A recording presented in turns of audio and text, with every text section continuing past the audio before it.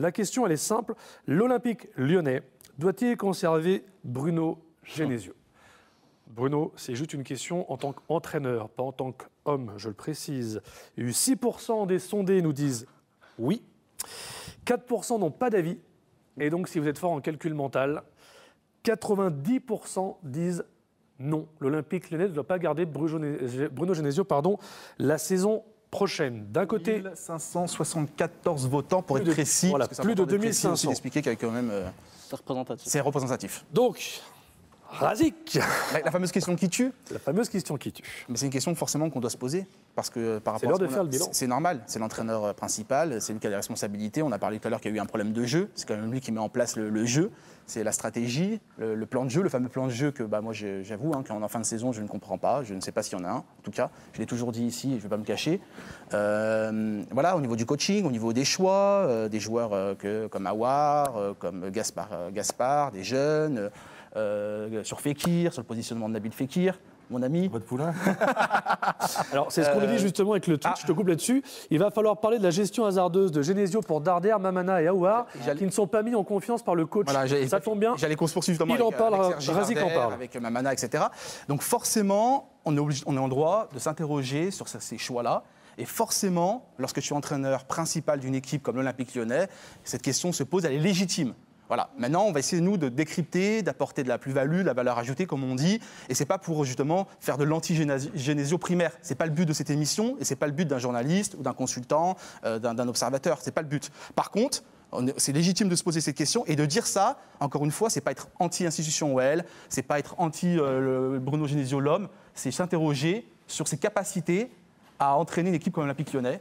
J'avoue que j'ai mis une réserve et pour moi, je vois difficilement Bruno Genesio à cette place la saison prochaine. Si vous me posez la question et que vous voulez que je réponde sans langue de bois, je vous le dis, pour moi, je ne vois pas Bruno Genesio entraîneur la saison prochaine. Il doit assumer ses responsabilités. L'OL est 4e, n'a pas rempli ses objectifs. Donc pour moi, il faut tourner la page Bruno Genesio. Mais ce qui est compliqué, c'est qu'on voit qu'il y a une réelle fracture entre une certaine frange de supporters et Bruno Genesio et son entraîneur. Et ça dure. Mais tout ça sur le fond du fond de jeu. En fait, c'est vraiment le fond de la question, c'est le fond de jeu de l'Olympique lyonnais, la qualité de jeu exprimée, l'irrégularité régulière, elle, pour le coup, de l'Olympique lyonnais. Pas mal, ça. C'est pas mal. qui commence à être déconcertante, parce que quand on voit la qualité des joueurs qu'on a, voilà, on se demande comment cela se fait-il c'est pas très français, ça. Mais... ça passe. On pardonne. Mais comment ça se fait? J'avais dit qu'il serait exceptionnel ce soir, il est exceptionnel. Comment ça se fait qu'il joue qu'une mi-temps au lieu d'en jouer deux? Est-ce qu'on lui a expliqué qu'il fait jouer deux mi-temps? Comment en Coupe d'Europe, on arrive à se qualifier à avoir presque des bons résultats en jouant qu'une mi-temps sur 4? Voilà, c'est tout assez psychologique en fait. Moi, en tant qu'entraîneur, voilà, il a certainement des qualités, il a peut-être des défauts. Après, au niveau du management, on a peut-être des améliorations à apporter, sûrement d'ailleurs. Mais bon, on est tous perfectibles.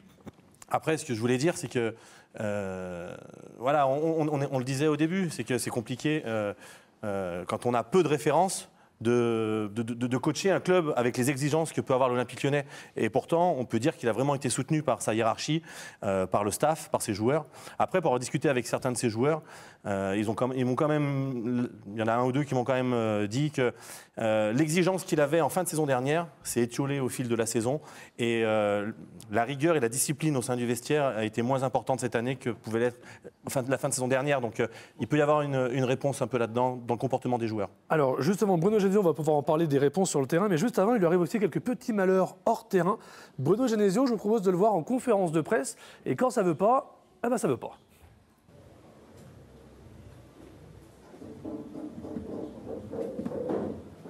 À qui je dis vas-y? Ah, moi je bouge, je suis. Mais toujours pas à table.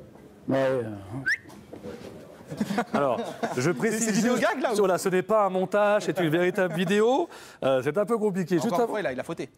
Il a fauté parce que. C'est pas de sa faute, c'est le micro. Alors laissez-moi finir. Ah bon. Non, c'est pas le premier. C'est pas le premier. C'est pas ça. Il aurait pu débuter souci de caméra. Ça l'agace, il commence à conf en disant vous n'êtes pas prêts les gars, moi je commence ma conf, je suis là, je viens faire mon exercice médiatique, il n'y a pas de souci. Ouais. Sauf qu'il doit répondre, il ne doit pas partir parce que là il a pénalisé tout le monde. Il y a des journalistes qui étaient prêts Et après, il est passé même en zone mixte, la zone mixte, vers d'autres journalistes, et il a refusé de parler, il a envoyé Gérald Baticle. Il est quand même l'entraîneur principal, il doit répondre à ces exercices médiatiques. Après chaque match, et d'ailleurs, il peut être sanctionné par la Ligue de football, il doit répondre aux médias. Voilà. Après, c'est déjà arrivé à d'autres entraîneurs. Oui, là, c'était plus avec une meilleure notoriété, avec plus de. Mais il donne le bâton pour se faire battre. Je suis d'accord. Après, voilà, on a tous des moments d'agacement, même si, en effet, il faut être professionnel. Il aurait pu répondre. Enfin, moi, je peux comprendre cette attitude-là de dire, voilà, ça me gonfle, j'ai pas que ça à faire. Monsieur, Il faut qu'on rentre de Montpellier. C'est pas pro, mais on me signale dans l'oreillette on peut que comprendre votre ça. temps de parole à tous les deux est a largement dépassé les leurs.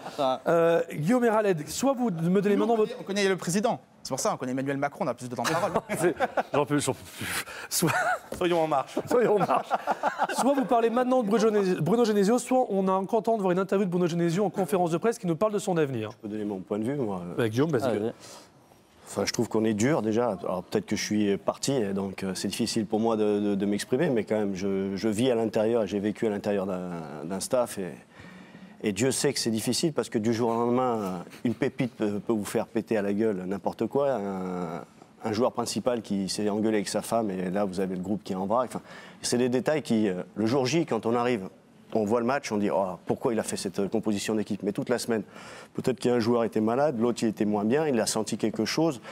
Donc il a fait vivre son groupe. Maintenant que des joueurs se plaignent à un moment donné, comme par hasard, les résultats sont moyens, donc il y a toujours, on cherche aussi le fautif, la faute, où elle est, c'est le coach. Donc c'est toujours facile de renvoyer sur le coach. Maintenant, lorsque le match il démarre, les pilotes, c'est les joueurs sur le terrain. On l'a souvent dit. Donc peut-être qu'il manque un relais sur le terrain, peut-être que je reviens sur lui parce que c'était vachement important. Samuel Umtiti était un relais pour lui, un boss de terrain. Et le match est démarré et ça part.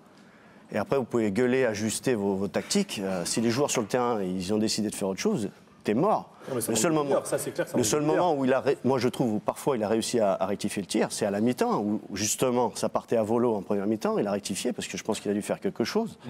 Et on a eu une deuxième mi-temps complètement différente. Alors justement, juste avant de clore cette première partie de Tant qu'il y aura des gones, je vous propose d'écouter Bruno Genesio qui nous parle de son avenir. Vous n'hésitez pas à réagir avec le hashtag TKYDG. Oui, de toute façon, il l'a fait toute l'année parce que régulièrement, on lui a posé des questions dès la première journée. Donc maintenant, je suis habitué à tout ça. J'ai vu aussi qu'il y avait déjà des candidats. Donc voilà, je vis avec ça depuis le début de l'année, même depuis l'année dernière, puisque malgré la deuxième place, il y avait toujours des interrogations. Donc oui, ça me rassure, mais je n'ai pas besoin d'attendre qu'il en parle à la presse, puisqu'on échange tous les jours ensemble, on échange avec les gens du club.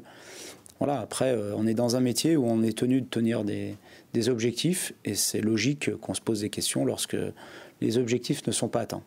Les objectifs ne sont pas atteints. Raled, c'est un petit peu ce que vous avez, le bilan n'est pas bon. Et du coup, Genesio, oui ou non l'année prochaine?